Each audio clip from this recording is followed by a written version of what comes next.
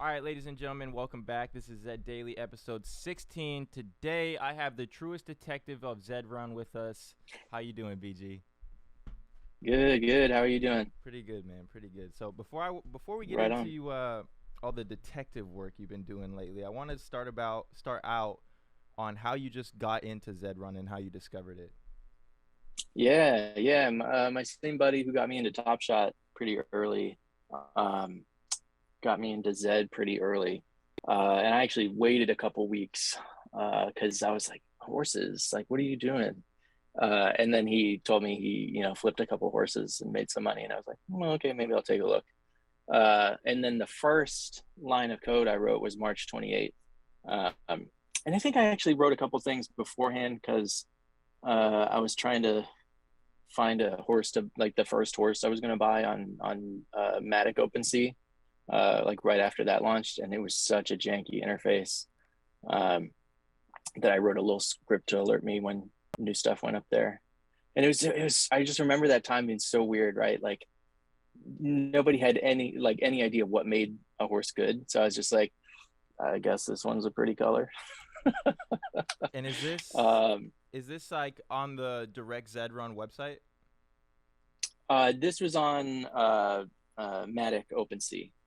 So like the before Zed was on like regular OpenSea, there was like a Matic specific OpenSea that was like 100 times jankier. Um, and if you can imagine that, like it was worse than it currently is. Um, and and that's where the horses were.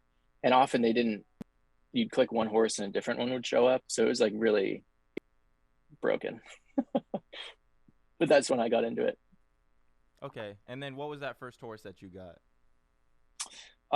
It was a C10 Genesis, which I raced into the ground. Terrible horse. Terrible name. It's called For the Color. Um, and which I think is a real horse name. Which like I don't know something. I forget the exact percentage, but like 2/3 of Genesis horses are actually just yanked from the real world in terms of names, which was not obvious to me. But I actually went and pulled like there's a couple of the betting sites where you can pull all the horse race data in CSV form. So I did that, and then I matched them up with Genesis horse names, and like huge overlap. So I can tell Zed did the same thing, and I'm pretty sure that that name comes from there. They've definitely like slipped in some funny references to the Genesis names, but yeah, a lot of overlap with real world horse names. Yeah, I've noticed that too. A lot of Um, Australian named too, right? Like Australian named horses. yeah, but lots of like British horses, and yeah, it's like there's a pretty wide variety just based on where they pulled the names from. Um, like Ducky, I think is a pretty crappy horse in real life. So it's interesting to see where the performance disparity is too. Okay. So Yeah, so I raced that horse in the ground.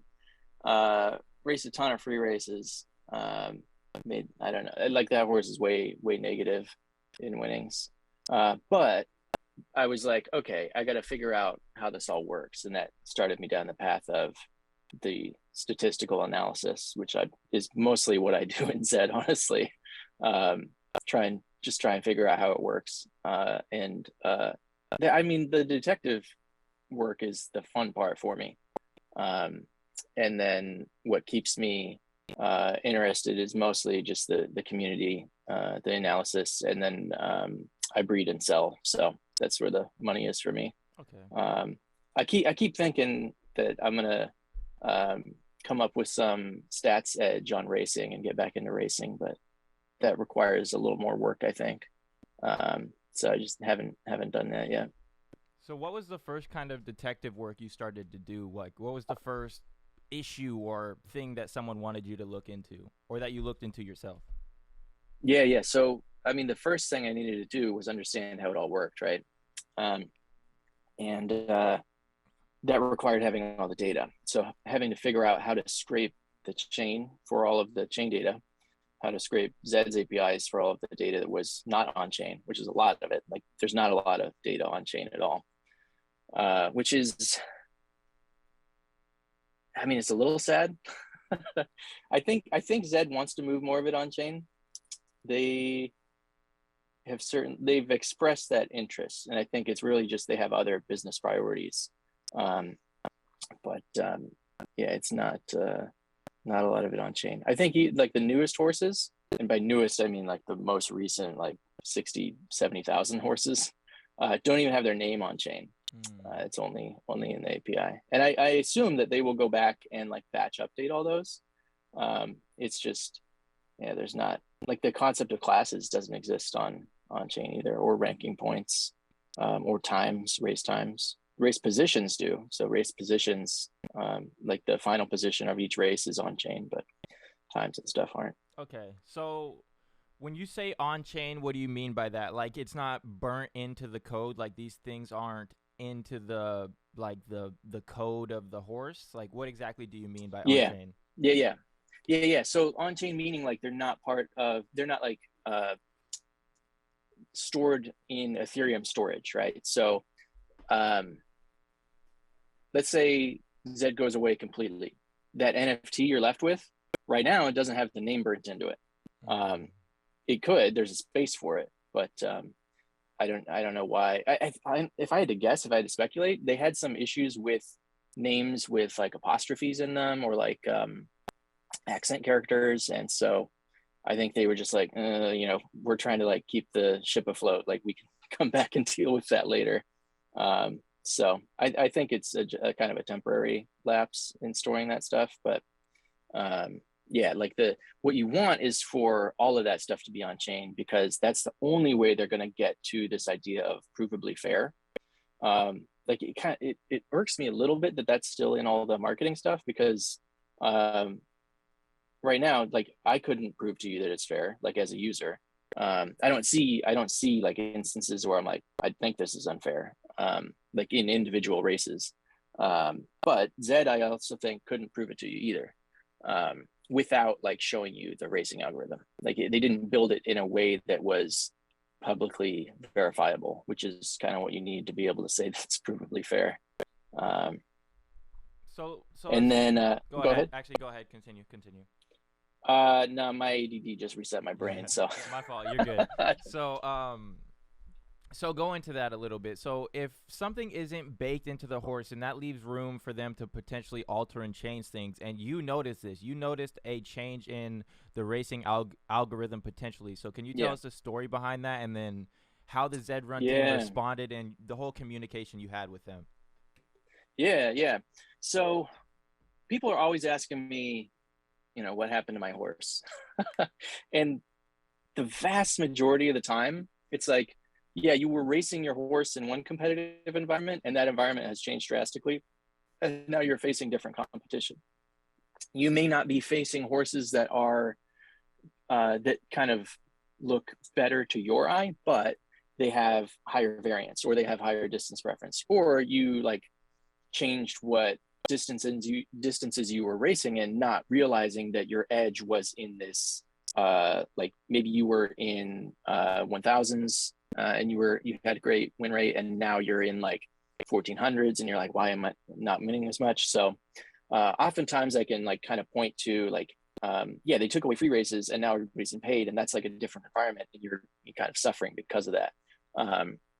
Or it's a lot of kind of like, the landscape changed a bit. The one change that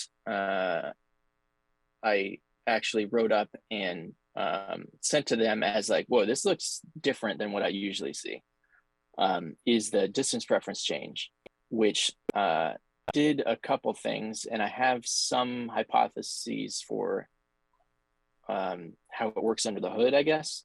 But distance preference horses on August 23rd seemed to get much more consistent, meaning at their preferred length, so either short or long, they would get first place more consistently, and at their off distance, they would get 12th more consistently. So it made them, more profitable, and also they can downclass easier. So it's a buff to them, and it's a nerf to everybody else. And at the same time, we started to notice that high variance horses can beat high distance preference horses a little bit of the time where they couldn't before. So for that reason, it's like those horses do lose to horses they otherwise wouldn't, but their first place percent still went up regardless. So like for the top, I think septile of distance preference horses, their first their first place percentage went up by like 12%. So like that's a lot for ROI, even though they were getting beat sometimes by horses that they weren't getting beat by before. And that's why I think people also were kind of like the God, what do they call it? The spook chain. They're like, oh, the spook chain is gone, which I don't necessarily think so. I think it got softer, like that phenomena that people talk about when they talk about the spook chain. So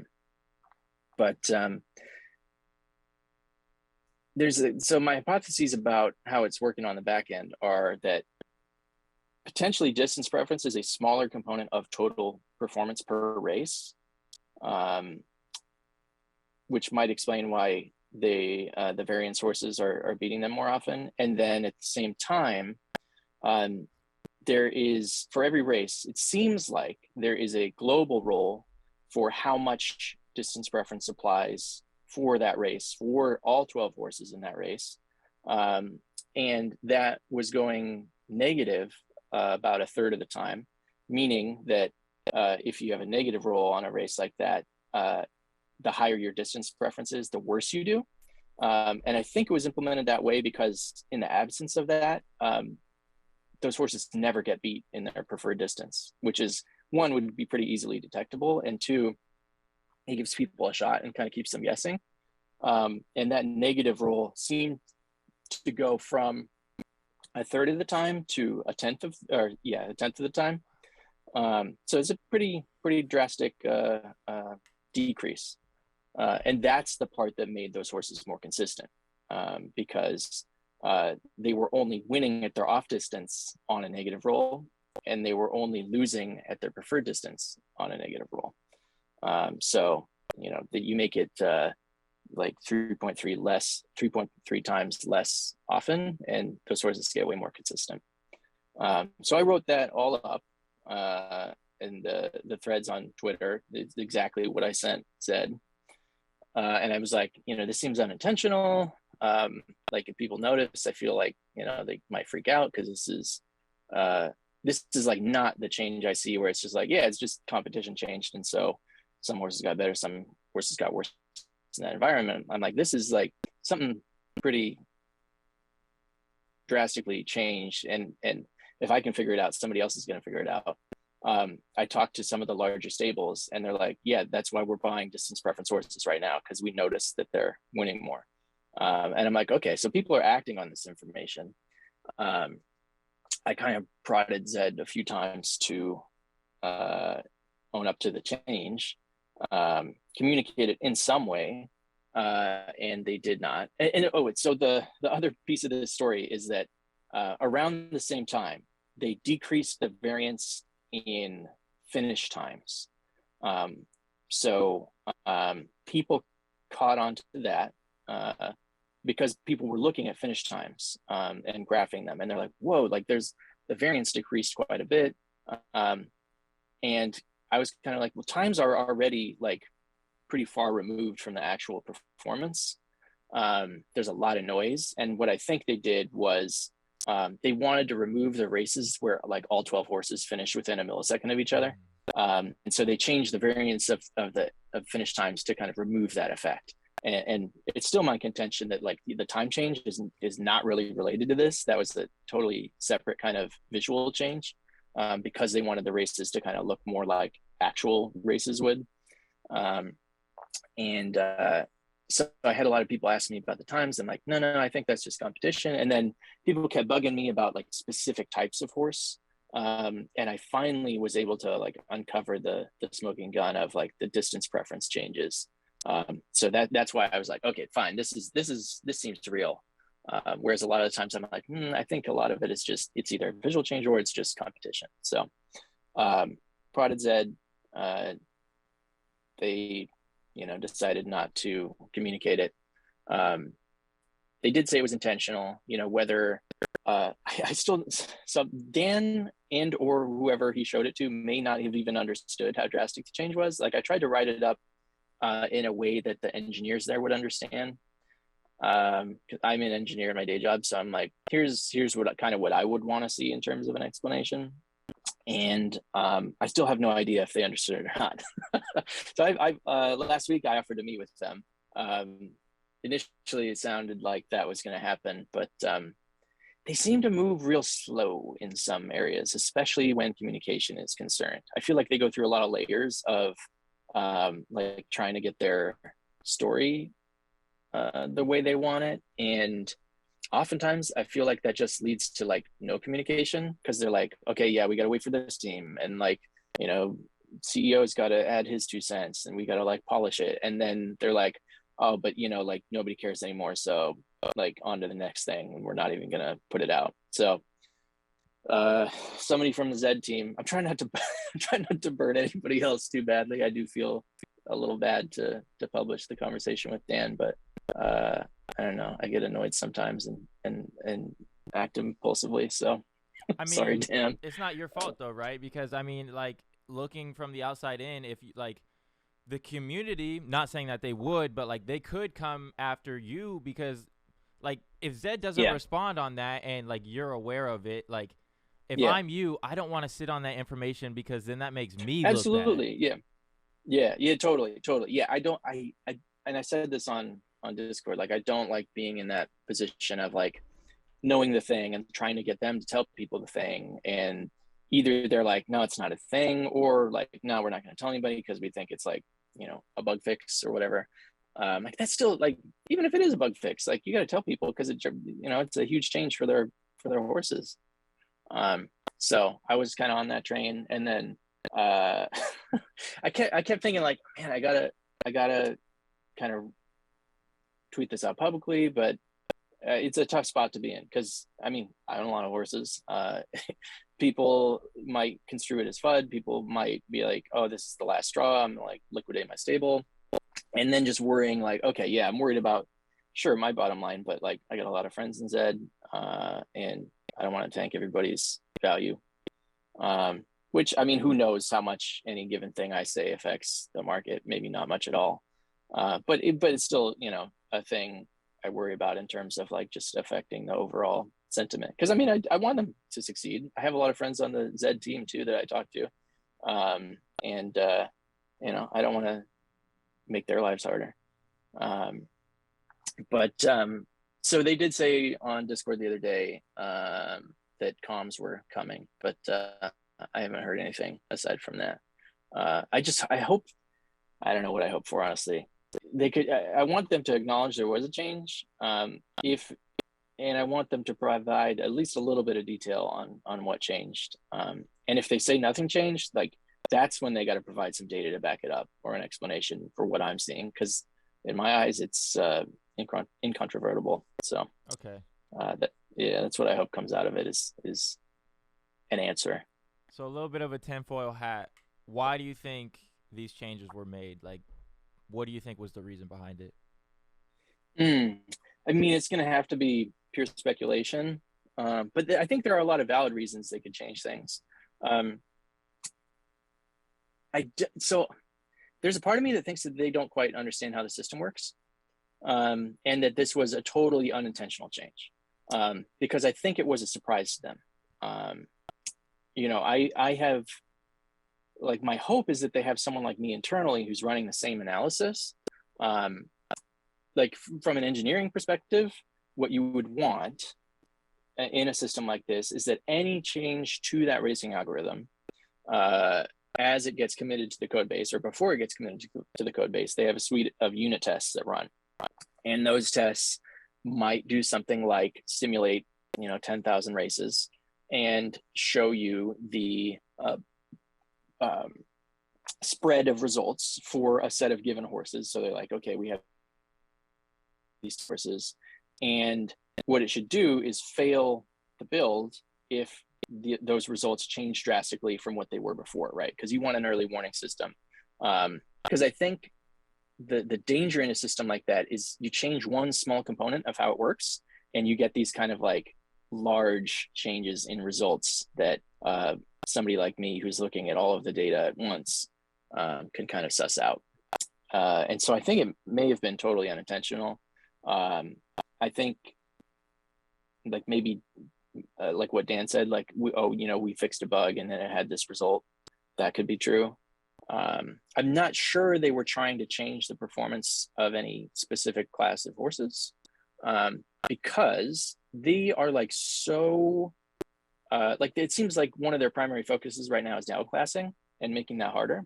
And what they did by accident was make it a lot easier for those horses. So like that's what kind of makes me think like, oh, this was not intentional, because it has the opposite of their stated intent. So yeah, I'm curious to see what they're going to say. Wouldn't surprise me if it was an accident. Still think you need to kind of communicate it at that point. But we'll see. Okay. So since you're an engineer, how would you have communicated it? Like once you're on the Zed team and you found out about this, what would your response have been? So if it's coming from me, I mean, I would figure out what I could say without revealing too much about the racing algorithm, because I think that's their big issue with communicating things like this in detail. Because if they share too much, people are going to get a better understanding of how the algorithm works. I think honestly, we have a pretty good understanding already. Like I wrote a kind of toy simulator that spits out very similar results to what Zed does. So I'm like, okay, like from that, I can kind of guess that this is how it works. I don't like the one kind of gap is that I don't know exactly how they apply distance preference, only that sometimes it seems to be negative. And when it is negative, it's negative for all of the horses in the race. So like you can kind of model that and make up a simulator that spits out similar results. But if, I think they're having to be very careful, or they feel like they need to be really careful about what they say in that regard. So if it's me, I'm kind of like, I trust that people can understand the technical explanation or find somebody who can kind of contextualize it for the community. So I would certainly, if they're going to be like nothing changed, like the only way they can do that is if they can produce an analysis that disproves my results, or explain why I got those results. If they're going to say, okay, yeah, it was a change, here's what the change was, I think they feel a little bit hamstrung in what they can say, because it directly relates to the racing algorithm. So I like, if I'm there, I'm like pushing for like, please, give them a little bit more detail about why this change was made, and that it was unintended if it was unintended. And yeah, so just as much detail as possible, but I think it's going to go through their layers of comms until maybe it's a little less than we want. Right. And then if you were there as well, would you wanna announce, well, from both sides, like if you were on the Zed Run team and being a player, I mean, it's kind of a two-folded question, but like, would you announce every change if you were an engineer there? And being a player of the game, do you want to see them announce every change? So the one problem with announcing every change is that you already have people thinking like, oh man, what did they do to my horse? They killed my baby. So it's going to make that worse. But at the same time, if the goal, or if they're already saying it's provably fair, how is it fair to change how racing works without telling people? If you could publicly prove and verify each race, you would see already that you would be able to know that those changes had been made. So it seems like a thing that has to be there for the system to be provably fair, as they kind of still say it is. But if I'm there, I'm announcing like, hey, we made some tweaks. And I think the way to do it that minimizes people kind of getting into tinfoil hat mode is to use the concept of seasons, where it's like, hey, we're not changing anything for 3 months. At the 3-month mark, we kind of take into account how everything is working, like the kind of profitability range of all these horses. and make small tweaks, so that like, okay, like, yeah, the last season was dominated by a very specific type of horse. We're going to kind of take another look and see if we can't spread the wealth a little bit, right? Like I know people worry about it being too fair, where every horse, like, with the rake, like just loses a little bit of money, and nobody's kind of like cleaning it up. There is a lot of, that's kind of where the skill comes into play, in breeding or in assessing or in joining races. But the horses shouldn't all be the same. So I think that also gets into another thing, which is breeding should, I think they're going to make it more complicated. I hope they do. So there's less of a random component to it, because once that's there, I think the kind of skill increases as well, or the potential for skill to matter more. Yeah, I really like what you said with seasons, because yeah, we'll know within this time frame we're not going to have any major changes within this time frame. So if I have a good horse, I can run him for say these 3 months. At the end of the season, Yeah, he might get nerfed a little bit or something, but I know for this time yeah, being I have a killing. And if you don't have a good horse in that time, you just be like, "Hey, come back next season and it right. might be a little bit better," right? Yeah, yeah, yeah. I think that solves some of their problems. I don't know if it creates new ones, but I that's kind of like my pie in the sky. Like it would solve the kind of people worrying like every week, like, oh, what did they change? People DM me all the time, like I was at a 20% win rate and now I'm like 5%, and I'm like, that's kind of how variance works. Like Zed is like poker in some ways. You can have a bad run. And they're like, but I haven't had a win in like 30 races. And I'm like, that's kind of nothing though. Like, uh, like you will have bad runs like that. And then sometimes in very few instances, I can look back and be like, oh, like, no, you're in a different environment because it seems like they made that change distance preference. So, on like before and after August 23rd, you can make an argument for like, okay, yeah, that's a real change. But a lot of the other ones are like, yeah, no, the competitive landscape is much different. Okay. And then I heard that it reverted back, that they made like another change recently. Has it been the same since the August, or did they make another change? Yeah, it's still the same since August.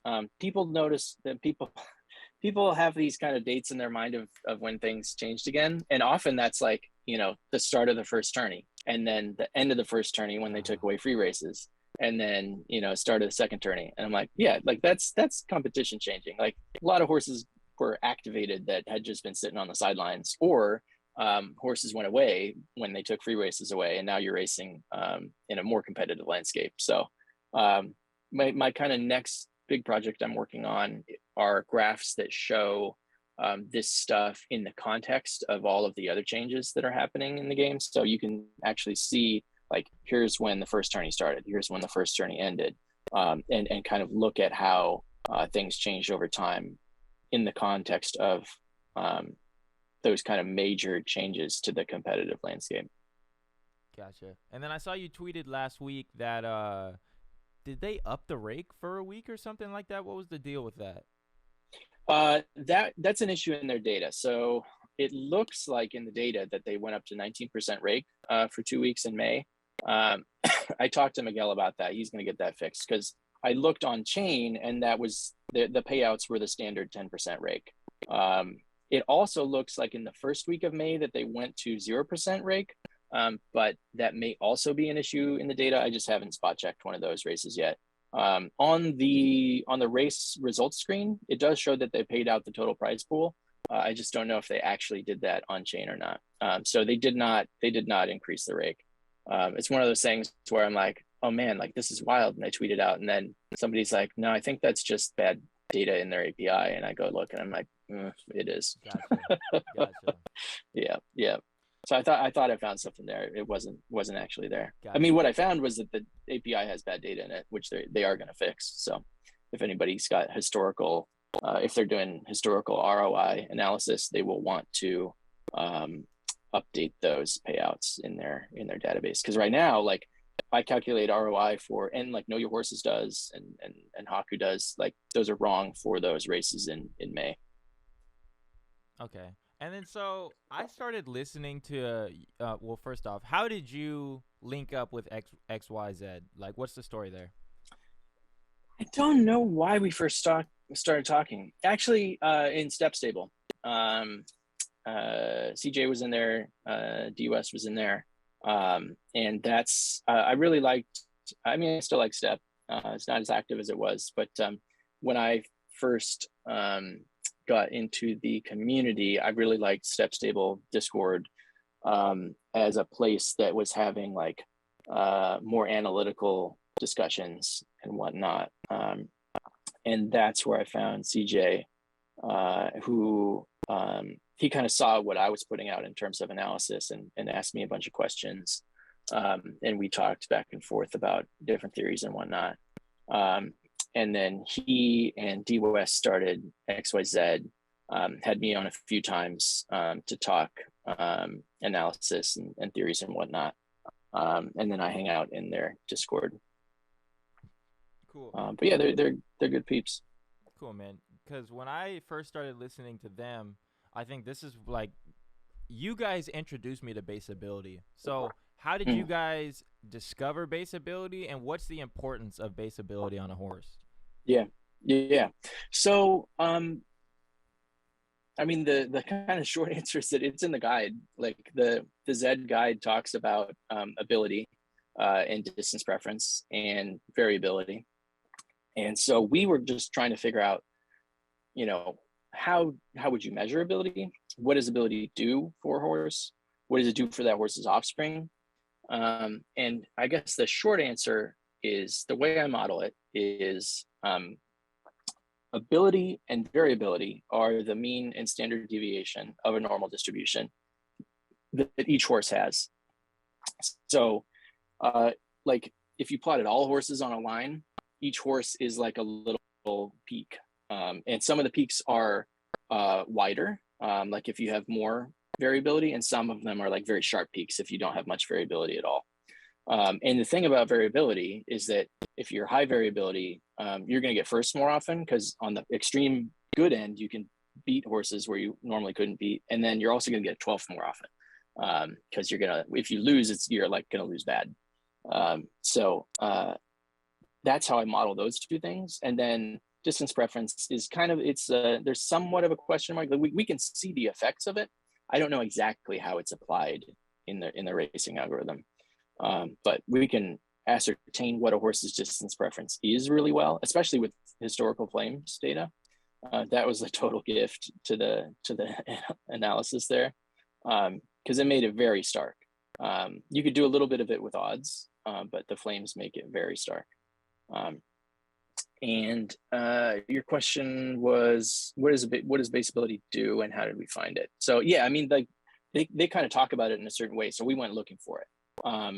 And I think one of the criticisms of the way we measure it, which I agree with, are that if you look at the mean class of a horse as an indication of its baseability, I think it works great as a population measure, but it doesn't work great for individual horses, because you have a fairly, you can tank your horse down into a lower class.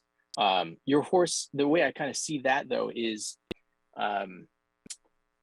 your horse is buoyant in to some degree. So if you force it down a class, it's going to naturally bounce back up. Like if you just entered races randomly, it would settle at a given level. You can tank it in its opposite distance as much as you want if you want to pay for it. But if you just started entering completely randomly, it would bounce back up to a certain level, and kind of like, depending on its variance, it'll kind of like, hang out around that level. And so that's why looking at the mean class over a many races does give you a pretty good metric, especially when you look at the population level.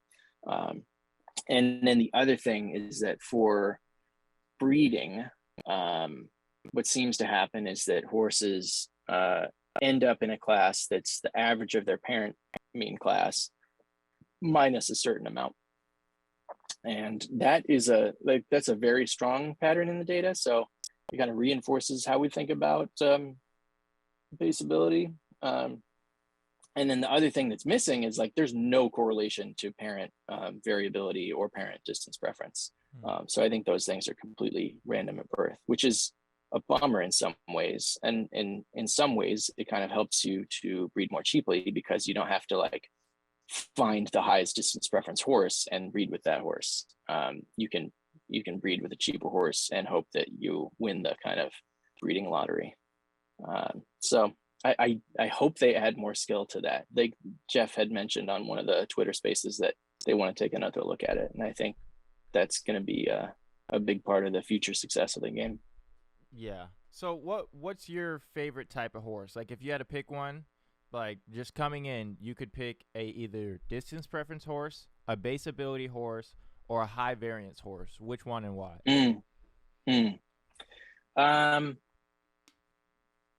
I would say if you only get one,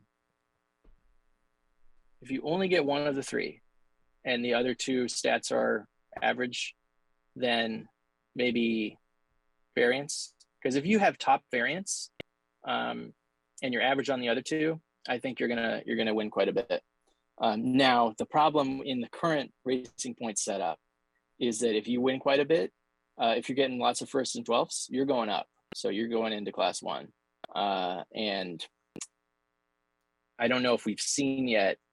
I want to do a kind of pre-post analysis for those high variance horses specifically to see what happens to their ROI once they get up there. But I would say I also think that those points are temporary.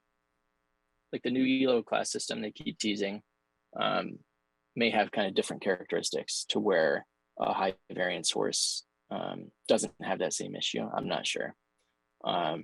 So I am very curious to see how the new ELO system kind of shakes out and changes for everybody. Okay. So for us smooth brains, what is ELO and how would that work? Because the way I look at it is if we don't have these sponsorship races to where there's extra money coming in, is it just not a quarter flip at the top? So can you kind of expand on what ELO is and how that would play out? Yeah, so ELO is named after a dude whose last name is Elo, and it was invented for chess, like measuring chess performance. So it's a measure that is was designed for head-to-head analysis. And the kind of magic of it, and they also use it for like sports teams and whatnot. But the kind of magic of it is if you beat somebody, if you have a low ELO score and you beat somebody with a high ELO score, then your points increase a lot and their points decrease a lot.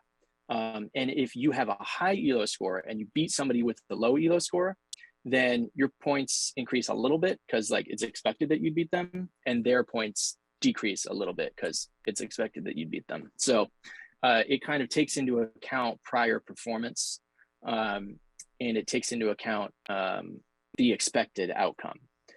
So that's how it works for head-to-head. There's a couple different implementations of what are called multiplayer ELO, and those work for things like races with many entrants, like Zed is. One of them is called, it's an algorithm called multiplayer ELO. And there's one that's called ELO MMR. And those are, they're very simple algorithms, but they take into account who beats who in a multiplayer race. And they're used by like online game matchmaking. So Microsoft actually has their own implementation of like a multiplayer ELO system called OpenSkill, which I've also implemented because it's open source, so you can just use their algorithm. So I slice and dice it many ways. So I look at OpenSkill, I look at a class specific ELO, I look at a length specific ELO. I tried a top 6 ELO because, as I mentioned previously, if you're a high variance horse, you get first and 12th a lot.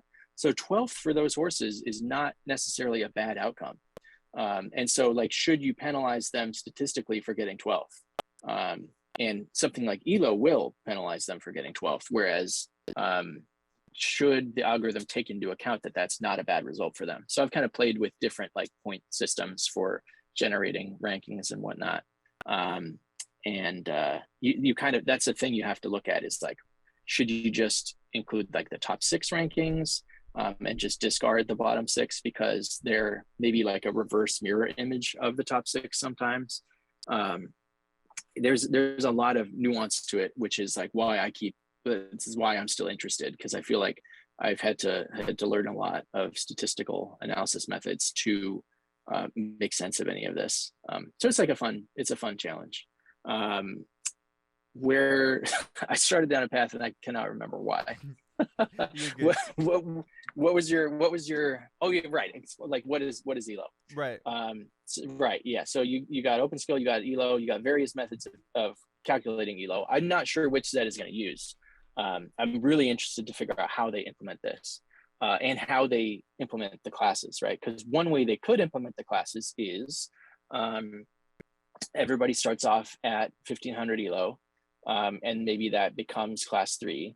And then if you drop below that, you're in classes 4 and 5. And so the elo could be the cutoff between classes.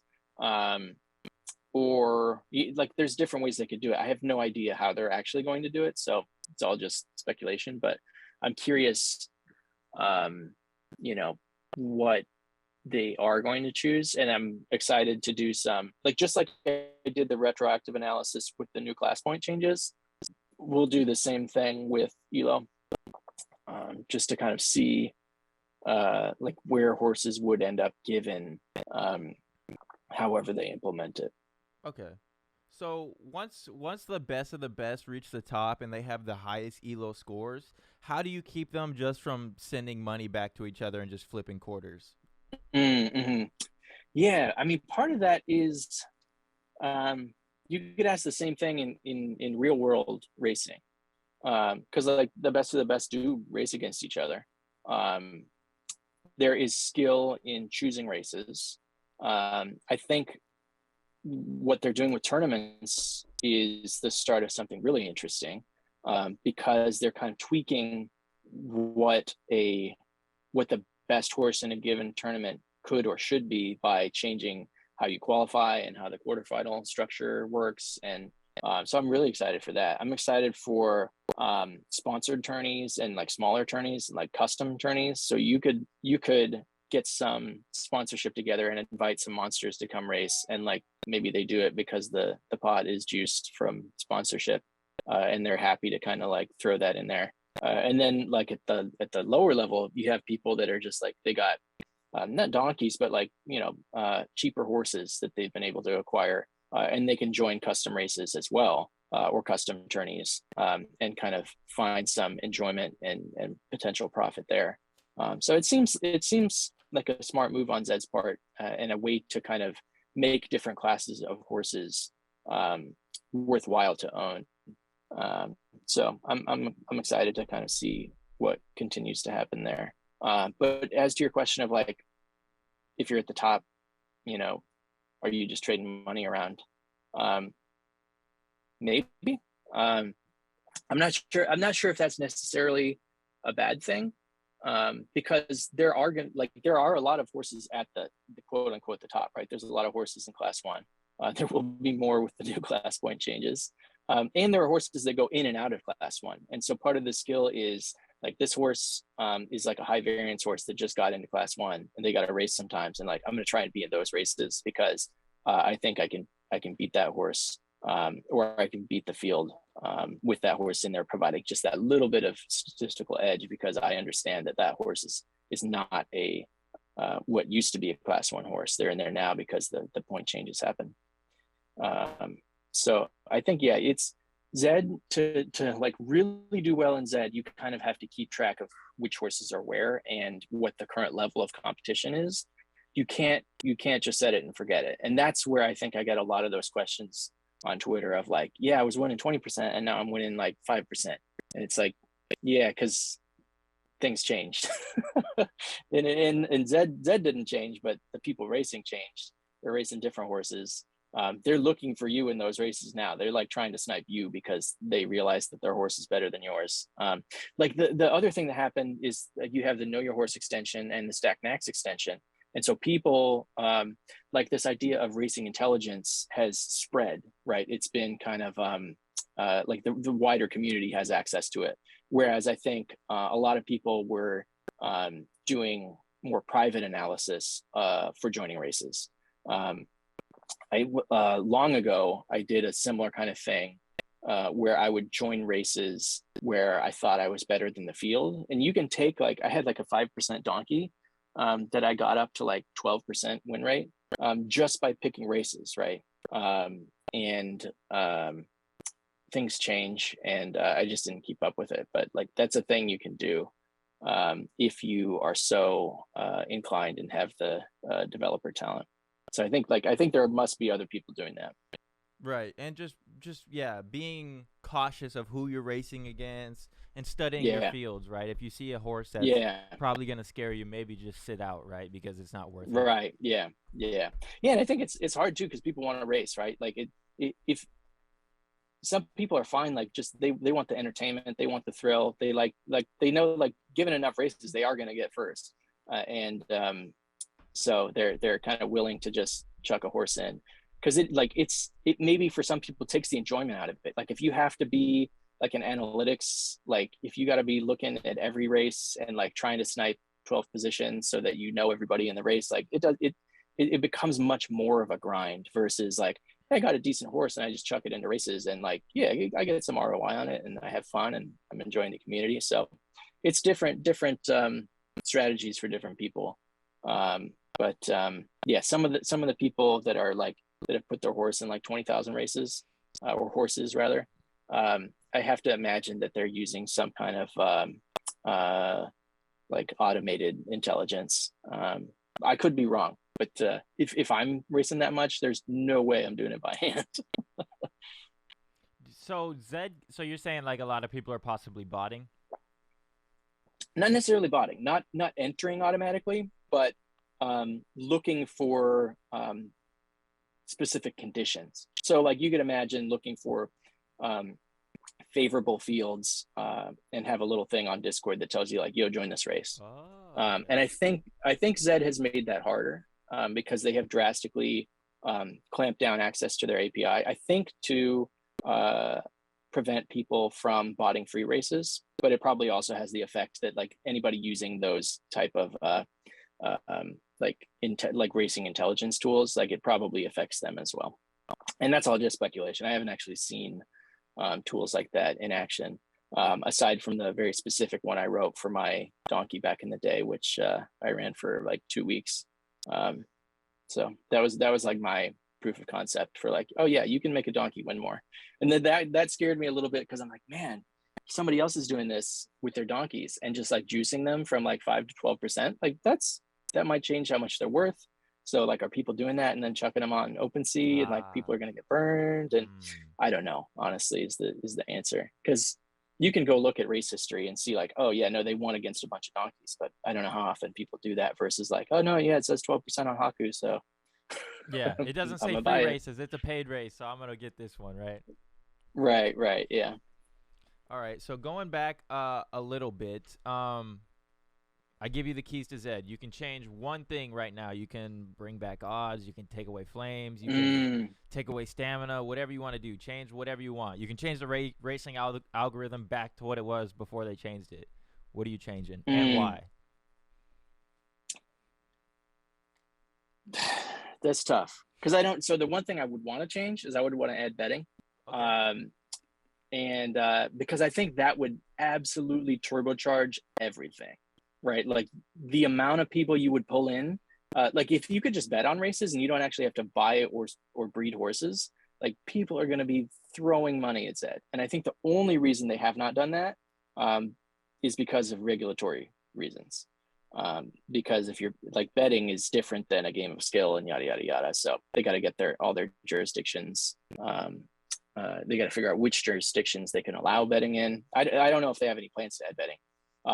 If you look on the mainnet racing contract that's published, so they used to publish the code to some of their contracts, and if you look on mainnet for the racing contract, you'll see there's code in there for accepting bets on horses, which is not in the Polygon version.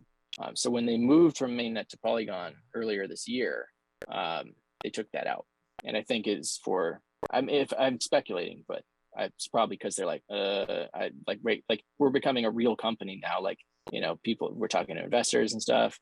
And so we got to actually care about the legal ramifications. And so that's my guess. But yeah, I would head betting. Okay. Because I think you would pull in, like the community would just, you would pull in so many people. I've been trying to figure out like how can you layer betting on top, and you can't do it in the traditional way because like a race fills and then it kicks off, seconds later. So like there's no time to bet. When they had that like 18-hour queue, I was like, oh, maybe you could add betting to that.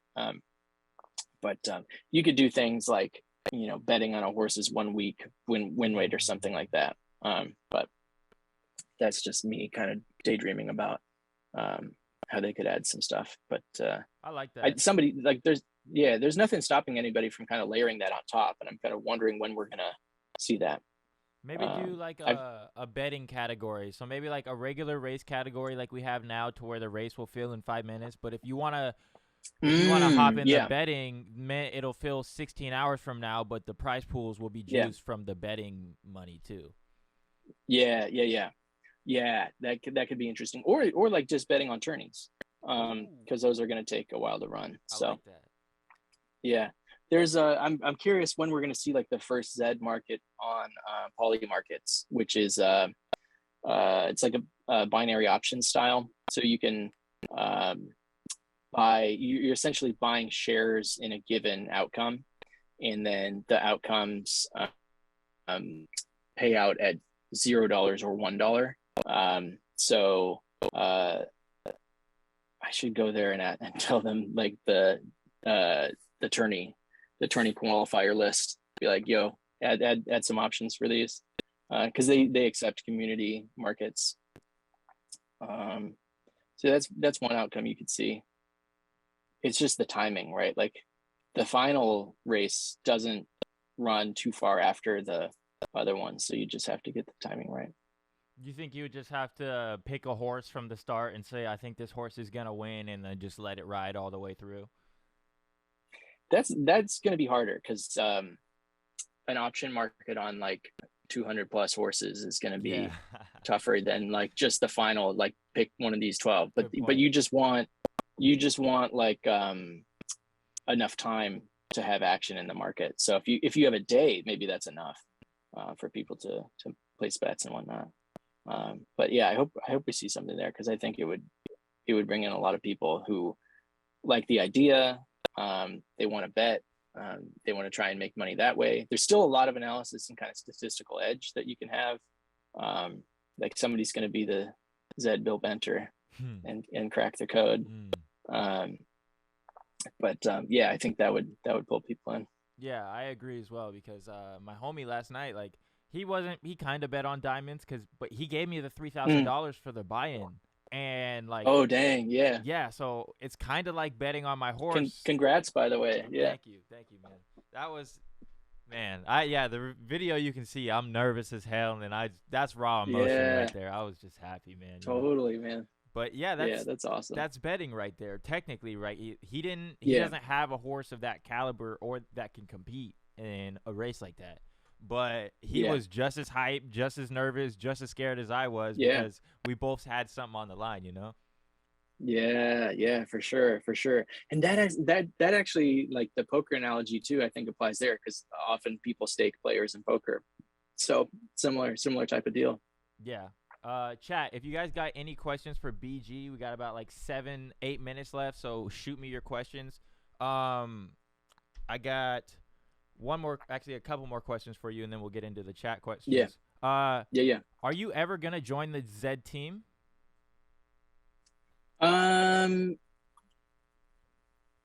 So my I got two problems, right? I like my day job. I got stock options that are still vesting, so it'd have to be an amazing opportunity for me to leap. Two, if I do join the Zed team, I basically can't talk about it publicly anymore. And like, you get NDA'd, and so the fun for like, I would be able to see if I was right on a lot of these guesses I have about how things work. And so like, that's enticing, and kind of being able to have an opportunity to improve things. That's enticing, but like, I would kind of become a ghost community because I just wouldn't be able to kind of share to the same level that I do now. So yeah, probably I've offered some very specific help in contracting, and it didn't seem like they were interested in that. Just because I assume that they don't like kind of like temporary relationships, because it's like, okay, well now you kind of understand how things work, and you're gonna leave, and so my guess is that they don't want that type of relationship. So they want to keep people and put them under NDA and kind of lock up the knowledge. Yeah, man. Yeah, because then you can't speak your mind, right? Like you can't come out and say Yeah. like they did this, blah blah blah. They're like, no, BG, we got to mute. We put BG on mute. Yeah. But Yeah. So go ahead. Go ahead. Sorry. Oh, I was just gonna say, like, the fun part for me is kind of the analysis and sharing the analysis, right? And kind of seeing if people think it's right, if it's wrong, answering their questions and whatnot. So that's the fun part for me. I don't know if I want to make that the full-time job. Right. Yeah. Mixing business with pleasure. Because AC Wolf, he says, Yeah. say for the little stables, we love you, BG. They're saying the Zeds tool is very cool. How much will the Zeds tool cost? I have no idea. I think Shady announced pricing in the Discord. I'm not affiliated with it. I know, like, I've talked to Shady a bunch about theories and whatnot. So on their site, they talk about how they kind of took the stuff I talk about and how XYZ talks about, and a lot of their own analysis, and kind of blended that together. They came up with something cool. I try to stay pretty neutral on things that cost money, just because I don't want to be like, yo, BG said this tool is good, but I played around with it. It is an interesting tool. I like Shady. That crew is cool people. So that's my thoughts on it. Cool. But I don't know how much it costs. How can we get confidence back into the market?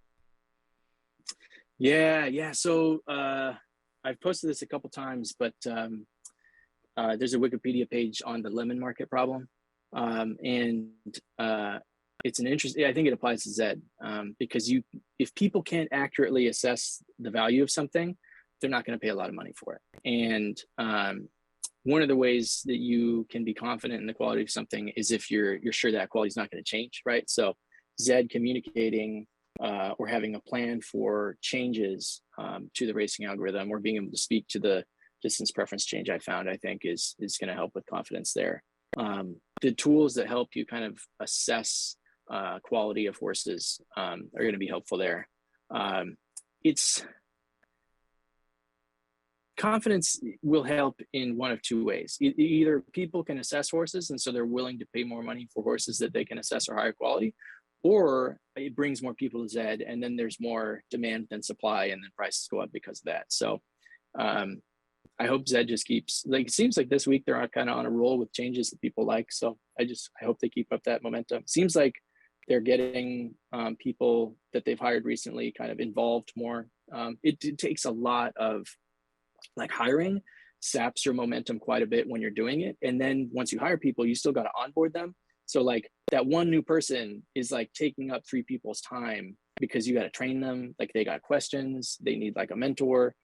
So it's like you can't just add people and have them ready to go from day one. It is a long process, but once it seems like they're kind of hitting that stretch where, like, oh, these people that joined like 4 months ago are starting to be really useful to the company and providing value. So I think it's improving. Yeah, because we're getting update after update, tournament right after the tail of another tournament, and like you were saying, it's gonna take time for those new people to get settled in. But if they're all remote, right? They all live in different parts of the world. Like, imagine having to train the new guy, and you guys aren't even face to face to where you can explain something to him. Like, I'm sure it's a pain to get everybody settled in, but it looks like you said, everybody is starting to get settled in now.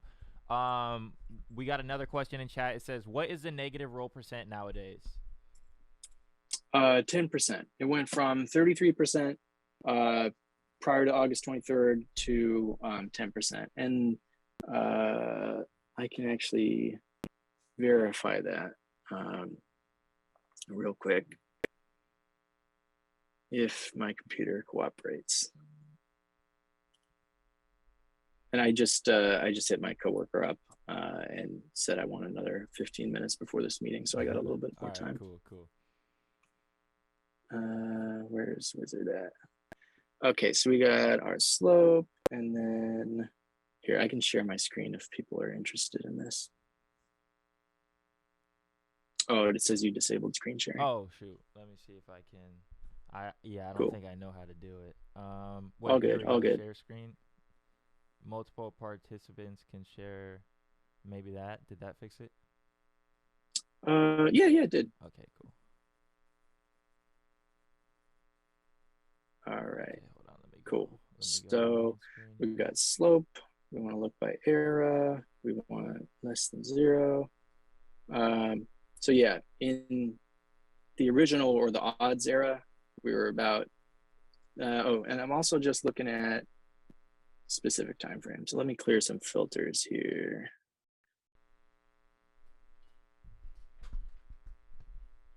Okay, yeah, so in the odds era, about 33.1%. And in the fatigue and the stamina eras, about 9.7%. So what does that mean? Because I'm kind of confused. So like by negative rolls, is it that there's more negative rolls or? So in the odds era, so prior to fatigue, you were seeing a negative roll 33% of the time.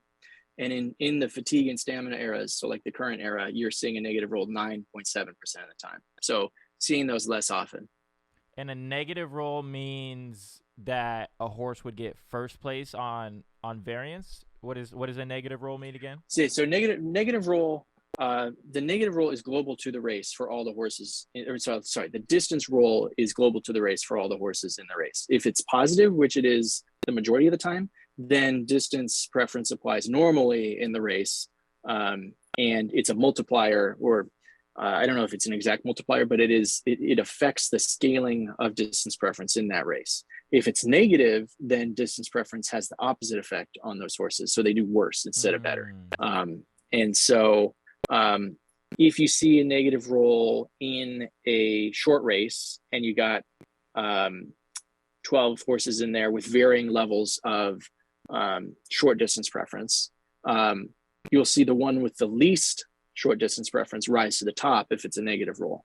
And if you have a downclasser in there and it's a negative roll, then they might win because their multiplier has gone negative and they have a lot of long distance preference, so they might win in a short race. So it just kind of flips how distance preference works for that one race only.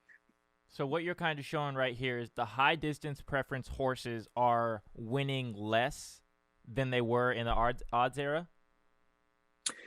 No, so the distance rolls are negative less often, meaning that those high distance preference horses are more consistent in both their preferred distance because they're getting first more and their off distance because they're getting 12th more. So that's what you mean it's easier to tank now? Yes, it's easier to declass because in your off distance you can get 12th more consistently. Whereas, so like you're getting 12th, or you're at the bottom of the rankings 90% of the time if you're the lowest distance preference horse in the race, instead of 66% of the time. So you're getting 12 way more often in the current era. Gotcha. And so that makes me think that it was not intentional by Zed, because it made those horses able to declass much more easily. And they're trying to stop that with all the class points and all that stuff. Yeah. It's like they're doing all these, they kind of go backwards intentionally. Golden Glow Master, you asked me this yesterday, and I'm glad you resent it in chat because I was looking for it earlier, but I guess I didn't write it down. He asked, question for BG, is there more stables racing now or less stables racing? The last time I ran, there was much fewer, but it was, I think, likely because we were in that week lull between tourneys and there were no free races. here, I'm gonna stop sharing, and then because this is just gonna make my screen lock up when I change to the all horse races view. There's like, I was trying to calculate. I got yeah, like 7.5 million rows times 116. Yeah, there's almost a billion data points in that in that file. Wow. So it locks my computer up something fierce when I load it the first time. So Dang. we'll see if that'll load, and then I can actually tell you how many horses are racing in the weeks since that lull. But yeah, it like we were up at like 10,000 active stables, and then it dropped down to like 6,500, I think. So it was like the first kind of lull that we'd seen, and like I think it was definitely affected by the removal of free races.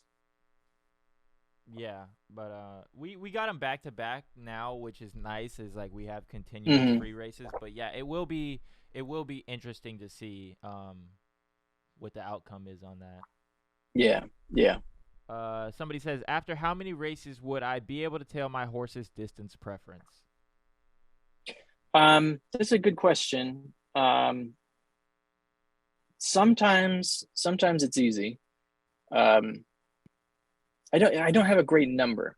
I can come up with a number though. Let me think on it and kind of just look at where like number of races by um, accuracy, basically. So I'll have to think on it and get back to you on that. Like I think there's a number that makes sense to kind of call it like accurate enough, but I haven't done the analysis to kind of know it off the top of my head. What I usually do when I'm just like off the cuff is I look for 50 races. You don't need 50 to kind of suss it out. What you really need to do is have enough races at kind of, um, you want some at both ends and you want some in the middle. And that should give you, and it doesn't have to be 2,600, it could be 2,200 because there's no distance preference applied at 1,600. And then the further you get from 1,600 in either direction, it applies more. So 2,200 is the equivalent of 1,000 in terms of that. Like they're symmetrical around 1,600. And so if you want to raise some thousands, some 1,600s, and some 2,200s, I think you get an idea pretty quickly. And the other part that's annoying is if you never flame, you can still have distance preference, but you're maybe racing in too high a class, unless you're already in class 5, in which, sorry, you have a donkey. um, but maybe, I mean, the new elo system may give us some more dynamic classes, in which case more horses become profitable. So I'm excited to kind of see what they do there. But yeah, there's actually, you can look like the easiest way for like the average person to look at distance preferences by flames. And then, like I said, the only issue is if you never flame, you can't really look at the difference in flames between lengths.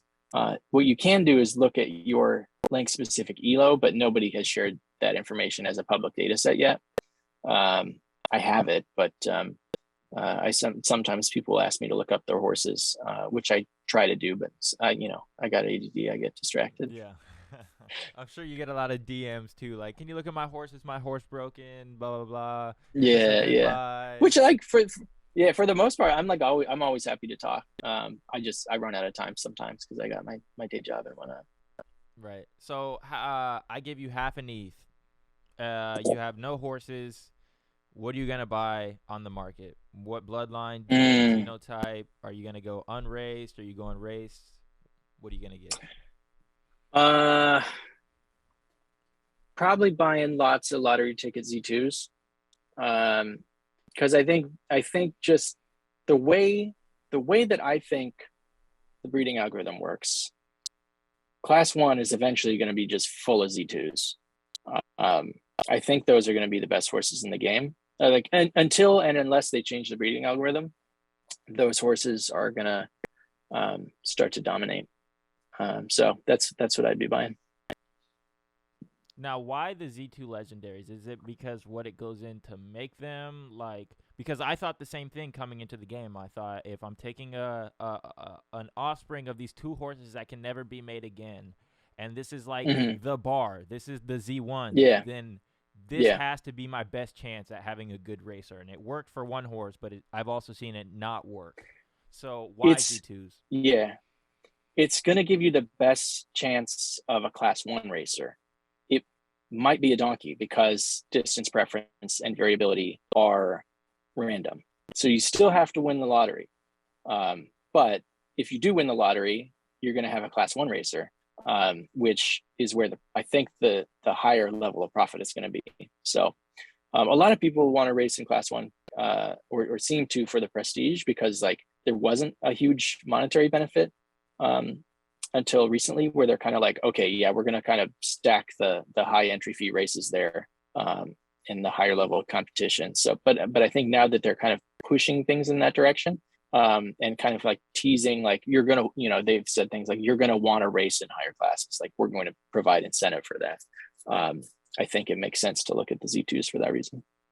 Why is Z2 over like a Z10 Genesis? Or because when I came into the game, I've always heard people Mm, say, "Oh, get a Genesis because it's long term. They're not making any more of them." Blah blah blah. But mhm. the way I looked at it Yeah. is, you're not gonna have your highest chance of getting a good racer, in my opinion. So why would you Mm. pick a Z2 over a Genesis? So the Z1 through Z10 Genesis are basically spread out through the five classes linearly. So like a Z10 is a solid class five horse, which if you want a class five horse, like go find a Z10 Genesis. It's still a lottery ticket because the distribution of um, variability and distance preference is random. Um, there are other reasons to own a Genesis, like they keep teasing Dez and like the kind of governance stuff, and they're also always going to be rarer, right? We're up at like 153, 54,000 horses. There's only ever going to be 38,000 Genesis, and so they're rarer for that reason. But the Z2 is going to be the average of its Z1 parents in terms of base ability. So it's much more likely to race in class one, whereas a Z10 is much more likely to race in class five. Makes And sense. that will change a little bit as we breed a bunch of turbo donkeys. Like as we breed more Z268s, like the Z10s are going to race in a little higher class. And this, of course, assumes the current class system. Um, but Elo may kind of change things up more. Do you think we get Dez in 2022? I have no idea what they're doing with this. I, I just hope we get some kind of comms or roadmap on it, because like they were dropping lots of just random shit about it in Discord, and it seems like the information dried up, which again may be for regulatory reasons. Who knows? But it seems like they're they would certainly want to like make sure their ducks were in a row if they did something like that. Yeah, I agree. BG, do you got any questions for me, bro? Uh, man, who you see the Kraken game recently? Dude, no, I gotta tune into those more. Like me with sports, I only really tune into like playoffs when it gets like, Oh, okay. Oh, all right. Yeah. yeah, like game sevens and stuff like that. I'm gonna tune into Yeah. those. Yeah. I got you. I got you. I actually first time I got to go to a Kraken game was a couple days ago. Nice. We broke our 6 game losing streak, so it was fun. That's Highly cool. recommend catching a game. And then of course I saw your green lights, so I figured you for a Hawks fan. Yes, sir. That Hawks last fan. game was brutal, but yeah, we're having a bad year. Yeah, they gotta pick it up this year, but I'm hopeful. I'm hopeful. We still got good old Pete Carroll. We got Russell still if he sticks around. He might Yep. just take a Yep. little pay cut, Russell. Get an offensive line or something, and we'll be good. Yeah. Yeah. We just got to figure out the system. Yeah. It's yeah. None seems like it's quite gelling, but yeah, I'll still watch the games and feel awful every Sunday.